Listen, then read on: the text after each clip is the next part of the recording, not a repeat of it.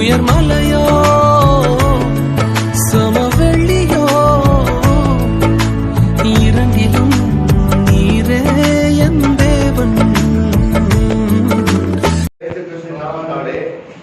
இந்த நித்திய ஜெபத்துக்கு வந்திருக்கிறதான உங்கள் அனைவருக்கும் ஆண்டவராக இயேசு நாமத்தினாலே உங்களை அனைவரும் வாழ்த்துவார்கள். இந்த யூடியூப்ல பார்க்கிறவர்களுக்கும் ஆண்டவராக இயேசு கிறிஸ்து பல நன்மைகளை செய்யணும். கர்த்தருடைய வசனத்தை கேட்கும் பொழுது எல்லோரும் உணர்வுள்ள ஜனங்களாய் மாறணும். உற்சாகமாக இருக்கிறீங்களா? பிரியமான தேவஜனங்களே, தேவன் நம்மோடு இடைபெற்றுக் கொண்டிருக்கிறார். இன்றைக்கு வாசித்த சங்கீதத்திலே எத்தனை சங்கீதம் வாசிக்கிறீங்க? 4வது வசனத்தை வாசிப்போம். நான் கர்த்தரை நோக்கி சத்தமிட்டு கூப்பிட்டேன், அவர் தமது பரிசுத்த பர்வதத்திலிருந்து எனக்கு அவர் செவி கொடுக்கிற தேவன். அவர் யாருங்க? நம் தேவன் ஒவ்வொருடைய கூப்பிடுதலுக்கும் செவி கொடுக்கிற தேவனை நம்ம ஆராதிக்கிறோம். நீங்க சர்வசாதாரணம் நினைக்க கூடாது. நம்ம தேவனை தூசிக்க கூடாது, தேவனை நிந்திக்க கூடாது.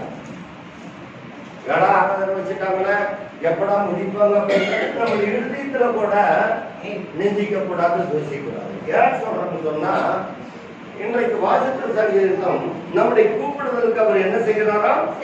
செவி கொடுக்கிற தேவன். அல்லேலூயா. செவி கொடுத்தார்.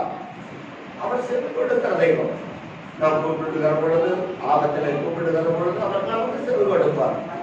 மனுஷர்களை கூப்பிட்டு பாருங்க, ஏதோ காது காட்டாத மாதிரி போயிடுவாங்க. கேட்டா, ஐயோ நீங்க கூப்பிட்டீங்களா, எனக்கு கவனிக்க ஏதோ ஒரு பல யோசனையில போயிட்டேன். எப்படி சொல்லுவாங்க? பல யோசனையில போயிட்டேன். என்னங்க யோசனை? ஆண்டவர் சொல்றார், அவர் ஆலோசனை கேட்கிறார். அவர் ஆலோசனை கேட்கிறார். ஆலோசனை நம்முடைய கூப்பிடுதலுக்கு செவி கொடுப்பார். நம்ம கர்த்தரை தூசிக்க கூடாது, நிந்திக்க கூடாது. நமக்கு செல்வ செல்வம் வந்துட்டா கர்த்தருக்கு அவமதிக்க கூடாது. எடுத்து வாசிப்போம். யோபு இன்றைக்கு சீக்கிரமாக முடிக்க போறேன். அதில் உங்களுக்கு சுருக்கமாக நான் வாசிக்க போறேன். யோபு புத்தகம் 1ஆம் அதிகாரத்தை எடுத்து வாசிக்கணும். சீக்கிரமாக வாசிக்கணும். தேசத்திலே யோபு என்னும் பேர் கொண்ட ஒரு மனுஷன், நம்மை போல ஒரு மனுஷன். அல்லேலூயா. நம்மை போல ஒரு மனுஷன் இருந்தார். வாசிப்போம். அந்த மனுஷன் உத்தமனும் சன்மார்க்கனும் தேவனுக்கு பயந்து பொல்லாப்புக்கு விலகி விலகுமாய் இருந்தான். எந்த பொல்லாப்புக்கும் போய்க்க மாட்டான், எந்த தீங்குக்கும் போக மாட்டான். வாசிப்போமா. அவனுக்கு 7 குமாரர்கள். எத்தனை பேருங்க? 7 குமாரர்கள். நம்ம வீட்டுல ஒரு பையன் ஒரு பிள்ளைய வச்சுட்டு நம்மளால என்ன பண்ண முடியல, சமாளிக்க முடியல இல்லைங்களா? அல்லேலூயா. அவனுக்கு எத்தனை குமாரர்கள் இருந்தாங்க? 7 குமாரர்கள், 3 குமார். வாசிப்போமா. 7 குமாரரும் 3 குமாரத்திகளும் இருந்தார்கள். 3 குமாரத்திகளும் இருந்தார்கள். அவர்கள் எப்படியா இருந்திருப்பாங்க? நல்ல கவனமா கேட்கணும் இந்த வசனத்தை. ஏன்னு சொன்னா, இந்த 10 பேரும் இருக்கிறாங்க. 7 குமாரர்கள், 3 குமாரத்திகள். அப்போ செல்வ செழிப்பினால் வாழ்ந்து வந்திருக்கிறார்கள். செல்வ செழிப்பினால் வாழ்ந்திருக்கிறார்கள். எதனால? தேவனுக்கு பயந்து இருந்ததுனால. நாம் தேவனுக்கு பயந்து இருப்போமானால் தேவன் நம்மையும் அபர்தமாய் ஆசிர்வதிப்பார். வாசிப்பாமா சீக்கிரம். அவனுக்கு 7000 ஆடுகளும். எத்தனை ஆடுகள்? 7000 ஆடுகளும் 3000 ஒட்டகங்களும் 500 ஏர்மாடுகளும் 500 ஏர்மாடுகள் 500 கழுதைகளும் ஆகிய மிருக ஜீவன்கள் இருந்தது. ஆண்டவர் சொல்றார், உன் மிருக ஜீவன்களை எல்லாம் ஆசிர்வதிப்பேன் என்று சொல்லி பாகவதத்திலே சொல்லப்பட்டிருக்கிறது. அதுபோல இந்த உத்தேசத்திலே யோபு என்பவனை கர்த்தர் ஆசீர்வதித்து வந்தார். இருந்ததும் அன்றி ஏராளமான பணிவிடைக்காரர்கள், வேலைக்காரர்களும் இருந்தார்கள். அதனால் அந்த மனுஷன் கிழக்கத்து புத்திரரில் எல்லாரிலும் பெரியவனாய் இருந்தான். அவர் குமாரர் நல்லா கவனமா கேட்கணும். அவங்க குமாரர்கள் எத்தனை பேர் இருந்தாங்க? 7 பேர். அப்ப வாரத்துக்கு எத்தனை நாள்? நல்லா கவனமா கேளுங்க. வாரத்துக்கு எத்தனை பேர்? எத்தனை நாள்? 7 நாள். இவனுக்கு எத்தனை குமாரர்கள்? 7 நாள். 7 குமாரர்கள். அந்த 7 நாளும் 7 குமாரர்களும் அவனவன் தன் வீட்டிலே தன் வீட்டிலே விருந்து செய்தானாம். விருந்து செய்து தங்களுடைய 3 சகோதரிகளையும் தங்களோடு போஜனம் பண்ணும்படி அழைப்பார்கள். நல்லதா கேட்கணும். இந்த 7 நாளும் 7 குமாரர்களும் அவங்கவுங்க வீட்டுல அவங்கவுங்க அந்த நாள்ல, இன்னைக்கு ஞாயிற்றுக்கிழமையா திங்கட்கிழமையா, ஒவ்வொரு நாளும் நிர்ணயம் பண்ணப்பட்டிருக்காங்க. அந்த 7 நாளும் அவங்கவுங்க வீட்டுல விருந்து செய்தார்கள். விருந்து சென்று அவங்க மட்டும் சாப்பிடல, தன் சகோதரிகளையும் அழைப்பார்கள். வாசிப்போமா? விருந்து செய்கிற நாள் முடிகிற போது யோபு அல்லேலூயா பாருங்க, எல்லா சகலமும் இருக்குது. விருந்து வச்சுட்டாங்க. அப்போ விருந்து வைக்கும் பொழுது பாருங்க, நான் விருந்து வச்சுட்டேன். என் தங்கச்சிகளுக்கு, அக்காளுகளுக்கு, அக்காவோ தங்கச்சிகளுக்கு, என் சகோதரிகளுக்கு நான் விருந்து வச்சுட்டேன் அப்படின்னு சொல்லிட்டு அவங்களுக்குள்ளாக பெருமை வரக்கூடாது. பெருமை வரக்கூடாது. சகல சம்பத்து இருக்குது. தேவன் கொடுத்திருக்கிறார், ஐஸ்வர்யத்தை கொடுத்திருக்கிறார், எல்லாம் கொடுத்திருக்கிறார் யோபுக்கு. உடனே என்ன ஆயிடுச்சுன்னு சொன்னா, இவங்க விருந்து வச்சுட்டு கொண்டு வர வேலையில அவங்க எல்லாம் போயிட்டாங்க. போகிற பொழுது என்ன ஆகுதுன்னு சொன்னா, யோபுக்கு மனுஷங்க என்ன செய்யறாங்கன்னு நல்ல கவனமா கேட்கணும். வாசிப்போமா? ஒருவேளை என் குமாரர்கள் பாவம் செய்து தேவனை தங்களுடைய இருதயத்துல தூசித்திருப்பார்கள். எப்படி இருதயத்துல தூசித்திருப்பாங்க? இன்னைக்கு நான் பெரிய விருந்து வச்சுட்டேன், பிரியாணி போட்டுட்டேன், எல்லாமே சகலமும் நான் செஞ்சு போட்டேன் அப்படின்னா யாரை தூசிக்கிறாங்க? ஏதோ கர்த்தர் கொடுத்தா, கர்த்தர் கொடுத்த அந்த சம்பத்துல இருந்து நான் எடுத்து இதெல்லாம் நான் செஞ்சு போறேன், என் சகோதரிகள் நிம்மதியா சாப்பிட்டு போறாங்க அப்படின்ட்டு சொல்லியிருந்தா அந்த இருதயத்துல தோசனம் கிடையாது. இருதயத்துல என்ன கிடையாது? தோசனம் கிடையாது. இவன் யோபு என்ன பண்றான்? தன்னுடைய பிள்ளைகள் விருந்து வைக்கிறதுல அந்த கழிப்புல சந்தோஷத்துல தேவனை தூசித்து இருக்க போடும் என்று சொல்லி, தேவன் செவி கொடுப்பார் என்று சொல்லி இவன் இந்த ஒரு யோசனையை இவன் செய்கிறான். தேவன் செவி கொடுக்கிறார். வாசிப்போம் அந்த வசனத்தை. தேவனை இவர்கள் இருதயத்திலே தூசித்து, நீங்க நினைக்கிறீங்க இருதயத்திலே தூசிக்காது கர்த்தருக்கு தெரியும், எனக்கு தெரியாது.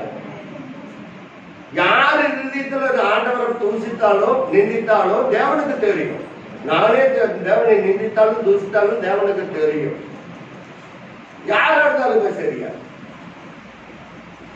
இவங்க விருந்து செஞ்ச உடனே தேவனை நிந்திச்சிருப்பாங்க, இருதயத்தில் நிந்திச்சிருப்பாங்கன்ட்டு இவனுக்கு யோகம் செய்யறாங்க. வாசிப்போமா?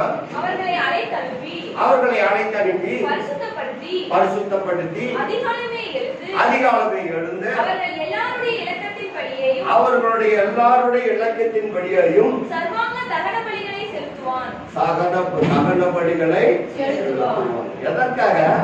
என் பையன் பாவம் பண்ணி வரக்கூடாது, என் பையன் தேவனை தூசித்து கூடாது.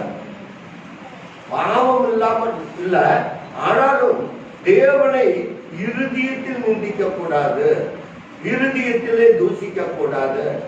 ஏன்னா ஆண்டவர் நமக்கு ஒண்ணுமே செய்யலையே. அது எங்க ஆயிடுச்சு? இருதயத்துல தூசிக்கப்பட்டுருச்சு. நீ நல்லா இருக்கும் போதே அட போனா சம்பாதிச்சது. எடுத்து வாசிக்குமா?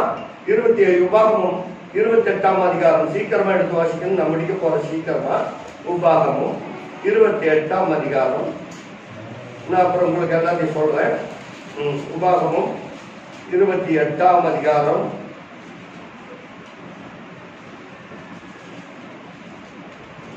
47வது வசனம். சகலமும் பரிபூரணமாயிருக்கையில் இருக்கையில். யோபுக்கு என்னவா இருந்தது? சகலமும் பரிபூர்ணமா இருந்தது. ஏற்பாடு இருந்தது, ஆடுகள் இருந்தது, குதிரைகள் இருந்தது, வேலைக்காரர்கள் இருந்தாங்க. எல்லாமே சகலமும் பரிபூர்ணமா இருந்தது.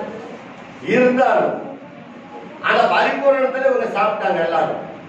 யோபுக்கு மனசு கேட்கலாம், ஒருவேளை இந்த சகலமும் பரிபூர்ணமா இருக்கிறது விருந்து வச்சுட்டு தேவனை தூசிச்சு இருப்பாங்களா, தேவனை மதிக்காத இருந்திருப்பாங்களா, தேவனை நிந்திச்சிருப்பாங்களா அப்படின்ட்டு. இங்க உபகமம் 28 அழகா சொல்லி இருந்தது இந்த வருஷம். நல்லா கவனமா கேட்கணும் எல்லாரும். கர்த்தருடைய பிள்ளைகளுடைய ஆசீர்வாதம் ஏன் துரிதமா போகுதுன்னாக்க இதுதான் காரணம்.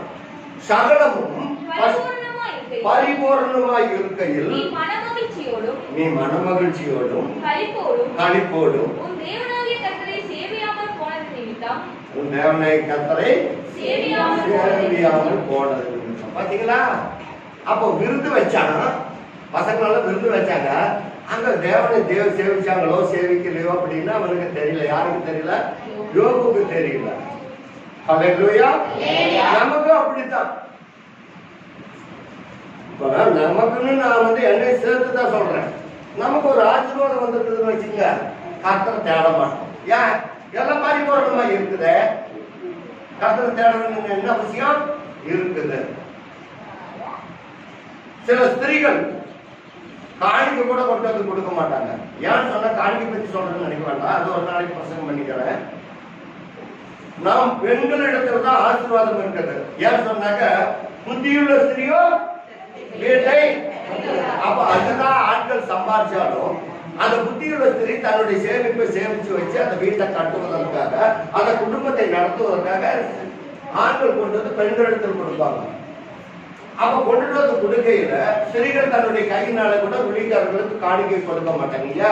கண்ணுட்டு இருக்கிற ஆசீர்வாதம் போயிட்டு என்ன பண்றது? நல்லா கவனமா கேட்கணும்.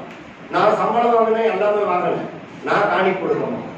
ஸ்திரீகள் பேர் சொன்னாக்க அவங்க தான் ஞானம் உள்ள ஸ்திரீகள், ஞான இருதயம் உள்ளவர்கள். என்ன இருதயம் இருக்குது?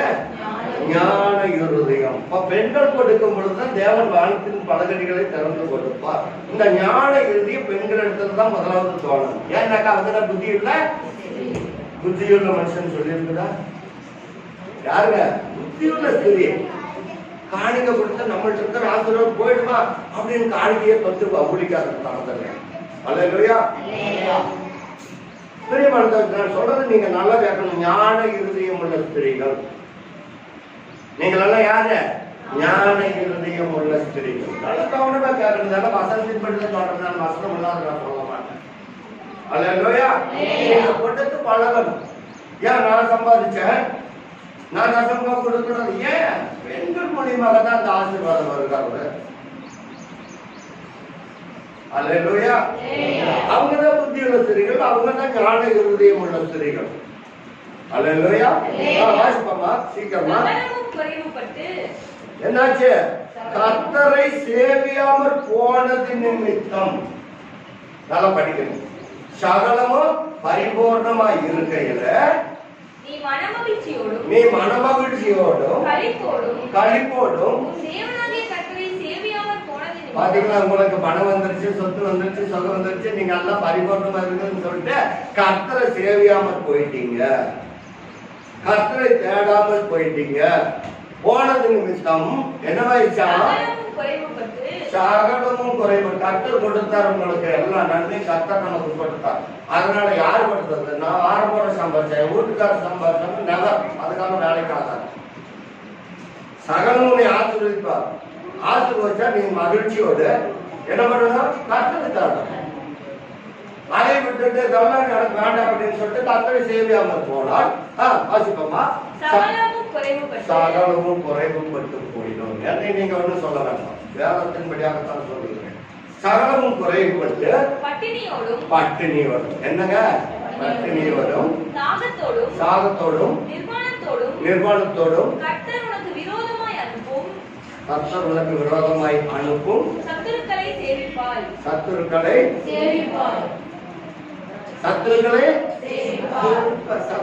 சேவிக்கணும். எல்லாம் பட்டினி பஞ்சம், நீ சத்துருக்களை சேர்ப்பார். ஆண்டவரே, சத்துருக்கள் எவ்வளவாய் நம்ம வாசிங்களா இல்லைங்களா? அன்றைக்கு வாசித்த சங்கீதம். கர்த்தாவே, என் சத்துருக்கள் எவ்வளவாய் பாத்தீங்களா? கர்த்தரை தேடினா சத்துருக்கள் தான் பெருகுவாங்க. நான் சொல்றதுக்கு வேதம் அப்படித்தான் சொல்றது.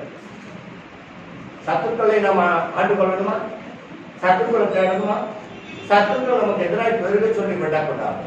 யார் சொன்னாக்க தேவன் செவி கொடுத்து கேட்கறது. ஆண்டவர் சகலமும் உனக்கு பூர்ணமா கொடுப்பாரு.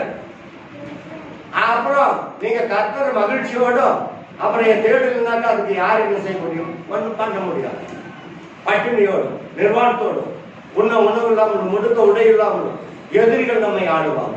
எதிரிகள் யாரு? பொல்லாத பிசாசம். உண்மையை தான் சொல்றேன், வேதத்தில் இருக்கிறபடிதான் நான் சொல்றேன். நீங்க தூசிக்க கூடாது. தேவன் யார் எனக்கு சத்துவத்தை கொடுத்தது? உனக்கு சத்துவத்தை அளிக்கிற தேவன், சத்துருக்களை துரத்தி அடிக்கிற தேவன், வறுமை போக்குகிறது, நோயை துரத்துகிற தேவன். இவரை நாம் ஆராதிக்கிறோம். நல்ல செவி கொடுத்து கேட்கிறோம். கர்த்தருடைய வசனத்துக்கு நாம் செவி கொடுக்கிறோம். அல்லேலூயா. வாசிப்போம். கர்த்தர் உனக்கு விரோதமாய் அனுப்பும் சத்துருக்களை சேவிப்பாய். சத்துருக்களை சேவிப்பார். அவர்கள் உன்னை அழித்து தீரும் மட்டும் இருப்பு நுகத்தடியை உன் கழுத்தின் மேல் போடுவார்கள். இருப்பு நுகத்தடியை உன் கழுத்துல வச்சிருவாங்க.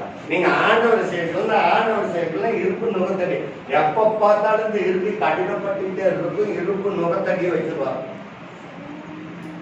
இன்னைக்கு சகலமும் இருக்குதுன்னு சொல்லிட்டு நம்ம ஆடக்கூடாது. எதிரிகள் ஆடுவாங்க. நம்ம எதிரிகள் ஆளுகப்பட்டா ஆண்டவரே எனக்கு எதிரிகள் எவ்வளவாய் பேருக்கு இருக்கிறார்கள் அது வைப்பார். ஆண்டவர் சத்துருக்களுக்கு முன்பாக நம் தலை நிமரச் செய்வார். நம்ம ஏதோ கர்த்தரை ஆராதிக்கிறது சாதாரண நினைச்சிட்டு இருக்காதீங்க. இந்துக்களை சேவிக்கிறது சேவிக்க மாட்டாங்க. துன்மார்க்கனை தீர்ந்து நாளுக்காக கர்த்தர் படைத்து வைத்திருக்கிறார்.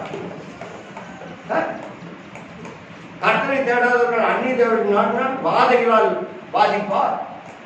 இந்த 28ஆம் சங்கீதத்தில் 28ஆம் உபாகமம் 28ல வாசிச்சீங்கன்னாக்கா கர்த்தரை தேடாமல் போன இதெல்லாம் முன்மேல் வந்து பழிக்கும். கர்த்தரை தேடினா எல்லாம் நன்மையாக பழிக்கும். உன் சத்துருக்களை துருத்தி விட ஒரு வழியாக வருவார்கள், 7 வழியாக ஓடி போவார்கள். நீ கர்த்தரை சேவிக்கணும்னா ஒரு வழியா ஓடுவே, 7 வழியாக வந்து தடுத்து பிடிச்சிருவாங்க எதிரிகள். இதெல்லாம் வேதத்தில் இருக்கிறது. நன்றாக புரிந்து கொள்ளணும். நிந்தித்து தூசிக்க கூடாது, கர்த்தரை நிந்திக்க கூடாது, தூசிக்க கூடாது. அல்லேலூயா. நம்ம எதிரிகள் தான் நம்மை ஆடுவாங்க. எடுத்து வாசிப்போம். லேவியாவின் புத்தகம்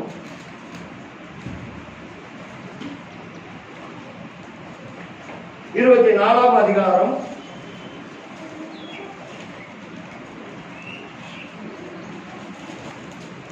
14வது வசனத்தை வாசிப்போம். தூசித்தவனை என்ன செய்யணும்? கர்த்தருடைய சமூகத்தை விட்டு பாளையத்தை விட்டு தூரம் கொண்டு போங்க. யாரையா? கர்த்தரை தூசிக்கிறோம். நான் தூசிச்சாலும் தெரியும், யார் தூசிச்சாலும் தெரியும். பெருமை வந்துருச்சுன்னு வச்சுக்க கர்த்தரை தூசிடுவாங்க. ஐஸ்வர்யம் வந்துட்டா கர்த்தரை தூசிடுவாங்க. அவங்களை எங்க கொண்டு தர சொல்றாரு? பாளையத்துக்கு புறமே கொண்டு போய் சொல்றோம். பாளையத்துக்கு முன்னாடி போய் சொல்லிட்டு ஐயோ ஐயோன்னு நம்மளை பார்த்துட்டு கத்திட்டு இருந்தா ஆண்டவர் பார்க்க மாட்டோம். வாய்ப்போமா சீக்கிரம். கொண்டு போ. கேட்டவர்கள் எல்லாரும் தங்கள் கைகளை அவன் தலையின் மேல் வைப்பார்களாக. பின்பு சபையார் எல்லாரும் அவனை கல்லெறியவார்கள், கல்லெறிய கடவர்கள். அல்லேலூயா. தேவனை தூசித்தா கல்லெறி கல்வான். அப்ப எதிர்த்தா கல்லெறிவாங்க. எதிர்த்தா என்ன பண்ணுவான்? கல்லெறிவாங்க. யாராவது ஃப்ரெண்டுகளை போய் கல்லெறிவாங்க? சரிப்பட்டாங்க. எதிரிகள் தான் கல்லெறிவாங்க. ஏன்? தேவனை தூசித்தா. அல்லேலூயா. சபையார் எல்லாரும் அவன் மேல் கல்லெறிய கடவர்கள். அடுத்த வசனத்தை மேலும் இஸ்ரவேல் புத்திரரை நோக்கி எவனாயிலும் தன் தேவனை நிந்திக்க கூடாது, கர்த்தரை தூசிக்க கூடாது. பாத்தீங்களா? இறுதியத்துல தூசித்திருப்பானா என் பிள்ளைங்க தேவனை நிந்திச்சிருப்பாங்களா அப்படின்ட்டு விருது பள்ளிப்பான் மகன் பண்ணியிருப்பான். அப்போ இந்த இறுதியத்துல தான் தேவனை தூசிக்கிறது இருக்கிறது, நிந்திக்கிறது ரெண்டு இருக்குதா இல்லையா? பாத்தீங்களா இல்லையா? வாசிப்பா. மேலும் இஸ்ரவேல் புத்திரரை நோக்கி எவனாயிலும் தன் தேவனை தூசித்தால் அவன் தன் பாவத்தை சுமப்பான்.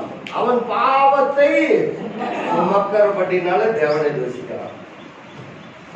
ஆண்டவர் சொன்னார், இனி பாவம் செய்யாதே, நீ இனி பாவம் செய்யாதே. பாவம் செய்கிறவன் அடிமையாத்தான் இருக்கும். அல்லேலூயா. அதுல ஒரு மாற்றமும் கிடையாது. தேவனை தூசிக்காது, உன் இருதயத்துல தூசிக்காதே. நீ யாருடைய என்ன ஸ்திரீ? நீங்க ஞானமுள்ள ஸ்திரியா? ஞான இருதயமுள்ள ஸ்திரீகள். இந்த ஞான இருதயமுள்ள ஸ்திரீகள் ஞானத்தை தான் சிந்திக்கணும். நான் அடுத்த வாரத்தை பிரசங்கம் ஞானமுள்ள ஸ்திரீகள் என்று சொல்லி. அல்லேலூயா. ஞான இருதயம் வேணும், கர்த்தரை தூசிக்க கூடாது. அப்போ கர்த்தரை தூசிக்கிறதுனாக்க இன்னைக்கு நான் கர்த்தரை தேட மாட்டேன், கர்த்தரை தேட மாட்டேன், எனக்கு தான் எல்லாம் பரிபூர்ணமா இருக்குது, நான் எதுக்கு தேடணும் கர்த்தரை? நான் எதுக்கு தேடணும்? நான் எதுக்கு கர்த்தணும் சொல்லிட்டு நினைக்க வேண்டாம். தூசிக்காத, நிந்திக்காதீங்க கர்த்தரை. கர்த்தரை பரிசை பாராத இருக்கிறாங்க. அடுத்த வசனத்தை வாசிப்போம். கர்த்தருடைய நாமத்தை நிந்திக்கிறவன் அல்லேலூயா. கர்த்தருடைய நாமத்தை தூசிக்கிறவனை என்ன செய்யணுமா? கொலை செய்யப்படணுமா? அல்லேலூயா. வாசிப்போம். கொலை செய்யப்பட வேண்டும். சபையார் எல்லாரும் அவனை என்ன பண்ணணும்? கல்லறியணும். நீ சபையில இருக்க வேண்டாம், பண்ணி போ, புறம்பே போ, பாளையத்துக்கு புறம்பே போயிடு. நீ தூசிக்கிறத பார்த்துட்டு, நீ நிந்திக்கிறத பார்த்துட்டு எல்லாரும் நிந்திப்பாங்க. நீ என்ன பண்ணி சபையை விட்டு போயிடு. நீ எனக்கு சபையில உட்காந்துட்டு நீ தேவனை நிந்திச்சுட்டு இருக்கிற? எங்க நிந்திச்சுட்டு இருக்கிற? உன் இறுதியத்தில் நிந்திச்சுட்டு இருக்கிற. தேவனுக்கு தெரியாதா எல்லாம் வெளியேறமா இருக்குமே? உன் இறுதியத்தில் தூசிக்கிற கர்த்தர் பார்த்து கொண்டிருக்கிறாரா? நீ நிந்திச்சாலும் நான் நிந்திச்சாலும் தேவனுக்கு தெரியுமல்லவா? அப்ப நீ சபையை விட்டு போயிடு. உன்னால கர்த்தர் முன்னாலேயே என்னாலையும் தொழுது கொள்ளலைன்னாக்க கேட்க மாட்டாரு. நான் தொழுது கொள்ளணும், நான் சத்தியத்தை சொன்னாலும் நான் யார் ஒருத்தர் மூலியமா கர்த்தர் வெளிப்படுத்துவா? நான் ஆராதிக்கணும்னா கர்த்தர் என்னை விட 16,000 பேர்த்த தெரிஞ்சு விட்டு அவர் துதிப்பாங்க. ஏன் எழுதிட்டு நீ சஞ்சலப்பட்டுட்டு தவிச்சிட்டு உட்காந்துட்டு நிந்திச்சுட்டு உட்காந்துட்டு இருக்கிற? தேவனை நிந்திக்க வேண்டாம், தூசிக்க வேண்டாம். யோபு சொன்னான், யோபனுடைய மனசு சொன்னான், தேவனை தூசிட்டு ஜீவனை விடு. நான் ஒரு காலம் தேவனை தூசிக்க மாட்டேன். அவருடைய கருத்திலிருந்து நன்மை பெற்ற தீமையை நம்ம அனுபவிக்க கூடாதா? என்ன நினைச்சிட்டு இருக்கிறீங்க? தேவனை ஆராதிக்கிறது. நீ பரிபூர்ணமா இருக்கிற, மகிழ்ச்சியோடு களிப்போடு இருக்கணும், சந்தோஷத்தோடு இருக்கணும், உனக்கு பரிபூர்ணத்தை கொடுத்தான். அதை விட்டுட்டு நீ தேவனை சேவிக்காமல் தேவனை தூசித்து நினைத்தால் எப்படி அது இருக்கும்? நீங்க அடிமையா இருக்கணும், சத்துருக்களுக்கு அடிமையா இருக்கணும். நாம் யாருக்கு அடிமை? நம்ம பாட்டு பாடுகிறோம், ஆண்டவரே உம்பாதம் சரணம் அடைந்தேன் அடிமை. அடிமையா இருக்கிறதுக்கு ஆண்டவருக்கு அடிமையா இருக்க, சத்துருக்களுக்கு அடிமையா வேண்டாம். சத்துருக்கள் எவ்வளவா பெருகி இருக்கட்டுமே, அவர் உன் கூப்பிடுதலை கேட்பார். என்ன நினைச்சிட்டு இருக்கிறீங்க? இருதயத்துல தேவனை நிந்தித்து தூசிக்க கூடாது. ஒருவேளை என் பிள்ளைய நிந்திச்சிருப்பாங்களா, தூசிருப்பாங்களா? ஆண்டவரே எனக்கு தெரியாம இருதயத்துல என் பசங்க நிந்திச்சிருந்தா கூட உங்களுக்கு தெரியும், அதனால நான் சமாதான பணிகளை செலுத்துகிறேன் அப்படின்னு யோகு செய்தார். இன்றைக்கும் நாம் தேவனுக்கு பயந்து இருக்கணும். சத்துருக்கள் எவ்வளவாய் பெருகி இருக்கட்டுமே, ஆபத்து பெருகி இருக்கட்டுமே, எனக்கு சகாயர் இல்லை, சகாயம் செய்கிற தேவன் வருவார், சத்துருக்களை சிதறடிப்பார். அவர் கேட்கிற தெய்வம், அவர் நமக்கு செவி கொடுக்கிற தெய்வம். நீங்க ஏன் கர்த்தரை தூசிக்கணும்? உங்க இருதயத்துல கூட தூசிக்க கூடாது. நீங்க ஞானம் இருதயம் உள்ள பெண்கள், எதனையும் வலுவோடு இருக்கணும். நான் ஆண்டவரை தேட மாட்டேன், நீங்க போய் ஆராதிச்சுங்க, அதெல்லாம் வேண்டாம். கர்த்தரை தேடுங்க, அப்பதான் உங்களுக்கு நன்மை வாய்க்க செய்வார். இன்றைக்கு இந்த லாக்டவுன் வீடுல அம்மாப்பட்டை வாழ வைக்கிறது என்று சொன்னால் கர்த்தருடைய சமாதானம், கர்த்தருடைய ஆசீர்வாதம். முன்ன மாதிரி இருந்ததுன்னு வச்சுக்கோங்க, நம்ம அம்மாப்பேட்டையில இருக்கிற சடங்கு ஒருத்தர் வாழ முடியும். இன்னைக்கு கூட எடுத்துட்டு போனா தான் வேலை, அறுவாள் எடுத்துட்டு போனா தான் நிலத்துக்கு வர முடியும். இன்னைக்கு அப்படியா தேவன் வைத்திருக்கிறார்? போற வீட்டுல இருக்கிறீங்களா? கர்த்தர் மிகவும் ஆசீர்வதித்திருக்கிறார். மிகவும் நம்மை பழகி பெருகும்படியாக கர்த்தர் வைத்திருக்கிறார். உன்னை ஆசீர்வதிக்கவே ஆசீர்வதித்து உன்னை பெருகவே பெருக பண்ணுவேன் என்று சொல்லி ஆபிரகாமுக்கு வாக்கு கொடுத்த தெய்வத்தை நாம் ஆராதிக்கும் பொழுது நமக்கும் தேவன் அவ்விதமாகவே கட்டளை கொடுத்து நம்மை ஆசீர்வதித்திருக்கிறார். நம்ம ஏதோ சர்வசாதாரணமா நினைக்கூடாது. நிறுவனத்தில் ஆண்டவன் நிந்தித்து தூசிக்காதே. யாரை நிந்தித்து தூசிக்காது? ஆண்டவர் ஆராதிக்கிற ஒரு பெரிய காரியம் என்று சொல்லி நீங்க நினைக்கலாம். உங்களையும் என்னை வாழ வைப்பது தேவனுடைய அனுக்கிரகம். தேவன் நம்மை எச்சரிக்கிறார், உங்களையும் எச்சரிக்கிறார், என்னையும் எச்சரிக்கிறார். நீ சொல்லு, பயப்பட வேண்டாம். நீ சொல்லு. எத்தனை பேர் நிந்திக்கிறீங்கன்னு எனக்கு தெரியாது. உங்களையும் என்னையும் எதற்காக அழைத்திருக்கிறார் தேவன்? வாழ வைப்பதற்காக, சத்துருக்களிடத்தில் ஒப்புக் கொடுக்கிறதுக்காக நம்மை வைத்திருக்கிறார். உன்னை ஆசீர்வதிப்பேன், உன் எல்லைகளை விஸ்தாரமாக்குவேன், உன் பிள்ளைகள் ஆசீர்வாதத்தினால் நிரம்பி இருக்கும். நீங்கள் சத்துருக்கள் உங்களை ஆள மாட்டாங்க, சத்துருக்களை நீங்கள் ஆளுவீர்கள். நான் சத்துருக்களுக்கு சத்துருக்களாய் தோன்றுவேன். உபாகமத்தில் அழகா சொல்லி இருக்கிறது 28ஆம் அதிகாரத்தில். நீங்க நன்றாய் படித்து பாருங்க. அதெல்லாம் சொல்றதுக்கு டைம் இல்லை. 28ஆம் அதிகாரத்தை வாசிங்க. எல்லாம் உங்களுக்கு நீ கையில் செய்யற வேலையெல்லாம் உன்னை ஆசீர்வதிப்பேன். ஆசீர்வதிக்கிறதற்கு தேவன் கொடுக்கிற சகாயம். உன்னை ஆசீர்வதித்தால் யாரும் தடுக்க முடியாது. அல்லேலூயா. எடுத்து வாசிப்போம். இன்றைக்கு வாசித்த சங்கீதம் 3ஆம் சங்கீதம்.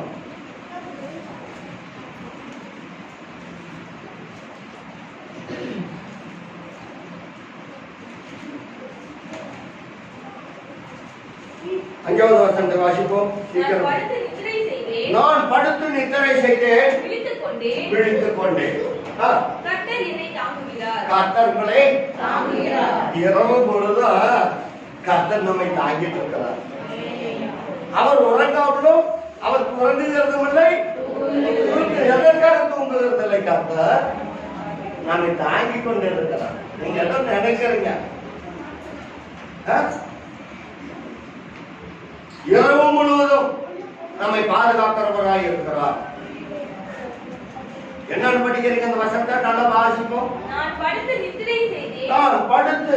நித்திரை செய்து விழித்துக் கொண்டேன். கர்த்தர் என்னை தாங்குகிறார். நீங்க கர்த்தரை நிந்திக்காம தூசிக்காம தான் உங்களை தாங்கிறது தெரியும். தாங்குவார். அவர் தாங்குகிற தெய்வம். அல்லேலூயா. இதோ இஸ்ரவேலை காக்கிற தெய்வம் தூங்குகிறதும் இல்லை, உறங்குகிறதும் இல்லை. எதற்காக? உங்களை தாங்கி விடியற் காலத்தில் எழுப்பி உங்களுக்கு நன்மையானதை தருவதற்காக நான் விழித்துக் கொண்டே காத்திருக்கிறேன். அல்லேலூயா. முடிவிலே நம்மை மகிமையில் கொண்டு போய் செலுத்துவதற்காக அவர் நம்மை தாங்குகிறார். சத்துருக்கள் வசம் நம்மை ஒப்புக் கொடுக்க மாட்டார். பிரியமான தேவஜனங்கள், கர்த்தரை ஆராதிக்கிற விஷயத்துல கர்த்தரை நிந்திக்காதீங்க, தூஷிக்காதீங்க. கர்த்தர் எனக்கு என்ன செஞ்சாரு, என்னங்க செய்வாரு? அரண்மனை கொட்டி கொடுப்பாரா? நான் 30 வருஷமா வேலையில் இருந்தேன். கர்த்தர் எனக்கு என்ன கொடுத்தாரு? நான் கேட்டு எனக்கு திமிரா இல்லையா? கொடுத்தார், எல்லாம் கொடுத்தார். சகலமும் பரிபூர்ணமாய் கொடுத்தார். இல்லைன்னு நான் சொல்றதுக்கு ஒன்றும் கிடையாது. எல்லாம் சகலமும் பரிபூர்ணமாய் கொடுத்தார். நம்மை ஜீவனோடு பலனோடு வைத்திருக்கிறது கர்த்தருடைய கிருபை. அதற்கு மாறாக நாம் என்ன செய்வோம்? பாட்டு பண்ணிடுவோம். உன் சித்தம் செய்யறதுக்கு கர்த்தருடைய சித்தம் செய்வதற்காக நிந்திக்கிறீங்க. நிந்திக்கல. எதற்காக நிந்திக்கிறீங்க? எதற்காக தூசிக்கிறீங்க? உங்களுக்கு கொடுத்திருக்கிற இறுதியம் பொக்கிஷமான இறுதியம் அல்லவா? இல்லையா ஆண்டவரே? நீங்க சொன்னீங்க அல்லவா எல்லாவற்றையும் இறுதியுமே திருக்கும் கேடுபாடு உள்ளதா இருக்குன்னு நான் நிந்திக்காதங்க உண்மை. உன்னை இறுதி சந்தோஷமா இருக்குன்னா உன் இறுதியத்தை ஆண்டவருக்கு ஒப்பு கொடுக்கணும், தூசிக்க கூடாது. நான் பார்த்துப்பெல்லாம் பார்த்துக்கோ, யாரும் வேண்டாங்கிறாங்க. உன்னை எடுத்து குடிச்சா முடிஞ்சு போயிடுச்சு. அப்புறம் எங்க போய் நீங்க பார்த்துப்பீங்க? ஆரோக்கியமும் சௌக்கியமும் கர்த்தரிடத்தில் இருக்கும். நீதிமான் இதை கண்டு சுகம் அடையும். அல்லேலூயா.